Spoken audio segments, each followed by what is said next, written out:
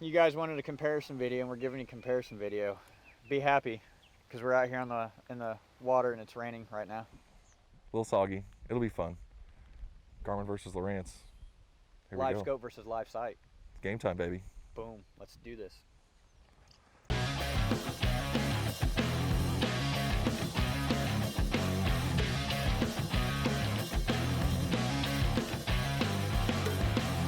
All right, guys, back here in the studio, I want to go over some real quick, just specifications, MSRP, price point, all the good, like, point of sale purchase stuff, right? Like, oh, what does it come down to? Well, that one's more money. Well, there's differences in that. But simple, explanation of it, Lowrance LiveSight MSRP price point is coming in at $999. The Garmin LiveScope, the LVS 32, keep that in mind, LVS 32, retails at $1499. Now, there is some difference there on that because the LVS 32 does come with a module, also known as basically a separate processor, that processes the images from the transducer and sends them to the units. The Lowrance LiveSight version currently, and I say currently, only works with the HDS Live units that are on the market. They are slated in August, I'm going to say fall. They're going to have a PS1 module available for $299 additional, so that's a total of $1299, $1298 for you math guys out there. And what that's going to do is that's going to allow the use of a LiveSight transducer on a carbon unit for you guys that already have carbon units on your boat. So that's the nuts and bolts of when it comes down to the price points and stuff. Now we're going to get into a little bit of techier stuff and bring in some math, and that's where Josh comes in. Okay. So big differences on these guys are cone angle. Here we talk about cone angle in sonars a lot. On the LiveSight has a 40-degree outlooking cone angle. That's going to be the area that you're seeing if the transducer is at the point. It's a lot of room. You're going to pick up a lot of things. You're going to pick them up faster with that wider cone angle. Adversely, the LiveScope is shooting at a 20-degree angle. A lot more narrow field of view. So you're thinking, well, what's the difference there? We'll get to that in a sec. On the under the boat side, what you're seeing on the screen, on LiveScope, you're looking at 135 degrees of view. That goes slightly under the boat and on past the surface. Back with LiveSight, you're looking at 90 degrees. So you do lose out on a little bit of the lateral looking on this one. But again, it's give and take, give and take. How does this correlate to what you're seeing on the screen is the big question here, guys. You're talking about a three-dimensional space and viewing it on a two-dimensional plane. So when you look at a screen and you see Mr. Fish and the lure, you don't know how far apart those are. They look like they're right on top of one another. Same thing on LiveSight. You're going to see the fish and the lure. Can I see the marker? Thanks, Blue. So the thing is, on a 40-degree angle, your lure can be on one side and the fish can be on the other side, and the screen, they're going to look like it's right in front of one another. That's seeing a three-dimensional space on a 2D plane. Same thing goes over here. You have a lure over here, and you have a fish over here. That's terrible. They look like they're right in front of one another. When fish and lure viewing is the most important thing, obviously this is where the LiveScope's going to stand out. Because at any point in time, even as farther you out, if you're looking at a max distance, say you're looking 15 feet out on both, if you see a fish and a lure on the same screen, it could be up to twice as far away. Now, where LiveSight sees benefit, you're going to pick up structure much faster in a much broader sense than you are with the focused view of LiveScope. It's give and take. There's positives to both. It just depends on which way you see yourself using it more. Are you structure seeking, or are you actually video game fishing for crappie, which is what we see on the LiveScope? That pretty much covers that. One of the things to remember, as Josh already hinted, we're in a three-dimensional world, but this is what's showing up on your screen here. So as you see, huge distance, but on your screen, lure. I'm trying to replicate your fish. Fish right there. You can see it looks really close because you're seeing a sideward 2-degree angle of it, Right. not taking into account how truly far they can be apart. And yeah, you're going to catch fish that way because fish are going to know the lure's there depending on the water clarity and rush over and get it. And you're, oh, video game fishing. But it could be a lot further away than that, or it could be a lot closer as well too. Again, that line of sight, are you looking for fish and actual video game fishing, or are you looking for structure? That's the key to a lot of this stuff as to which direction you're going to go. So again, as we get into some of the on the water stuff, we'll be able to show this more firsthand, to be able to show everything and see what you're seeing. So that's all for in the studio works right now. Now we're gonna head back out on the water. See you on the boat. All right, so here we are, guys. LiveScope versus LiveSight. We've got them set up so we can be similar and try to do the closest apples to apples comparison that we can. Right now, we both got them set on an amber color. They're both in pretty much auto settings, and we had to do a little bit of work on them because, again, we're in this chocolate milk, storming, raining, try to get it cleared up. And what he means by work is I have mine set to custom mode, otherwise it would go to 70 feet, and it would honestly distort the image pretty bad. So I've got mine instead of 30, and we've got LiveScope set in auto features here. So here we are. The real test, the lure test out in front. 1/2 ounce swim jig. Come like right in front of the There it is. There we go. Oh, there goes fish. So here we go, guys. So you got the lure clocking in on both units. Right there. You can see it right there. Yeah. You can see it on both units. It's pulling up. There are some fish following around the bottom. This is a big 1/2 ounce swim jig, Trophy Bass Company. I lost it. Yeah. One thing to kind of point out here.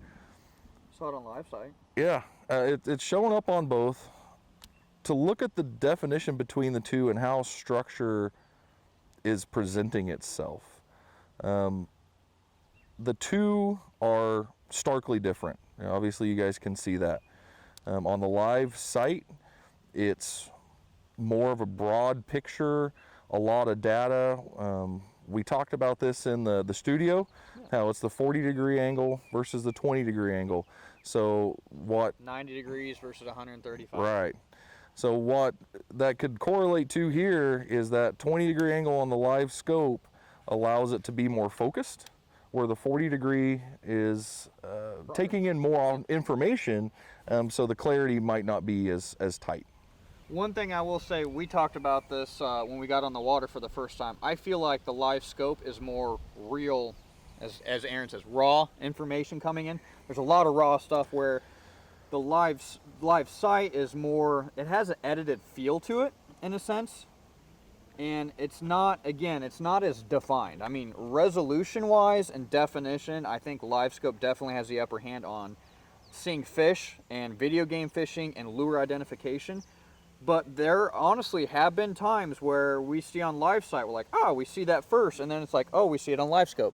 As what we talked about on the studio one of the first times we got out here on the water, to me, and I think Josh would agree with this, that the that's pretty impressive right there. It is. The LiveScope is more raw information, raw data that's being collected and shown, and the LiveSight is more of an edited feel, if you will.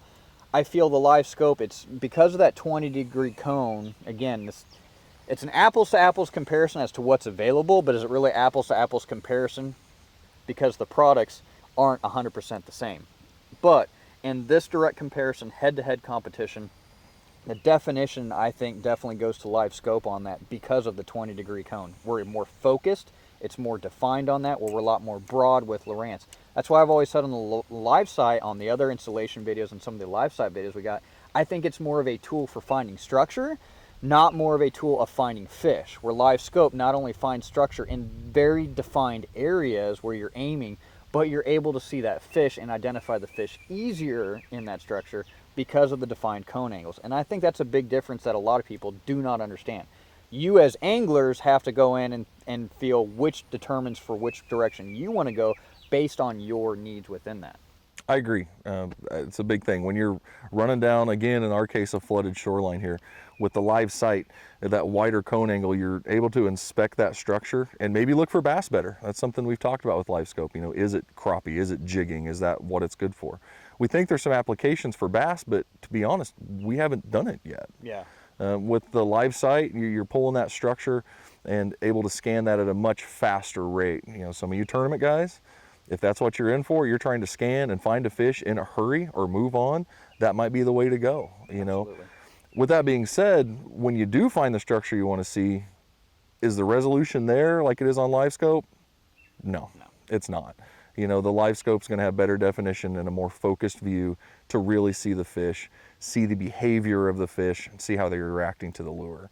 One of the things you hit on, the behavior aspect of it, Yeah. guys, if nothing else, either one of these products here, watching a fish react to your lure, in my opinion, is really the big thing here that I was not really expecting. I've video game fished before from, you know, decades ago on Table Rock Lake with spoons and X85s when that first was available.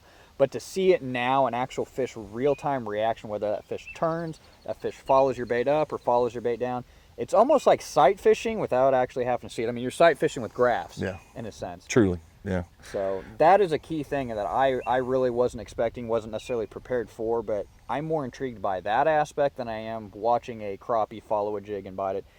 Even Garmin said themselves they call it what Crappie scope. Yeah. is what they call the LiveScope. They had no idea about it. So It's crazy to be able to change your presentation. We talk about fish behavior. It's neat from looking at it and learning about it. We all love to fish. We all love fish. We love learning and what they do. But how that correlates to catching more, you can absolutely change your presentation at real time. yeah. If they're not biting on a straight vertical jig and you go to retrieve and they're snagging, there you go. That's something we actually did. And we were fishing on a really cold bite day and we're able to adjust our presentation just ever so slightly, and we started dragging fish on the boat. So that's a big deal with both of these products, really, to be able to adjust that presentation immediately. It really quickly turned a kind of day into one like, hey, this is actually fun. Yeah. This is worthwhile to be able to do that, because that learning curve was literally instantaneous to be able to change that.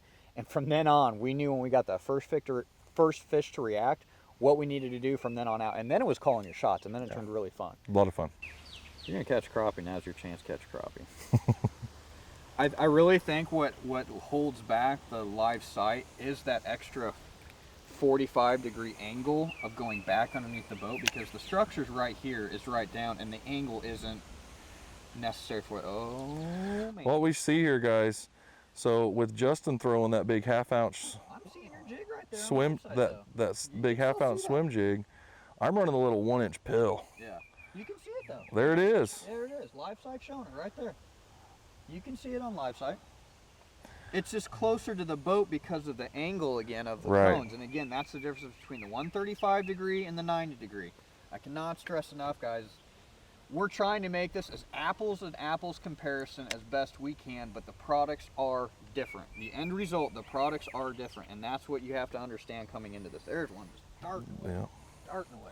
I think one thing probably worth mentioning here, guys, I think we'll touch on it in some of the individual videos. We'll have links to those.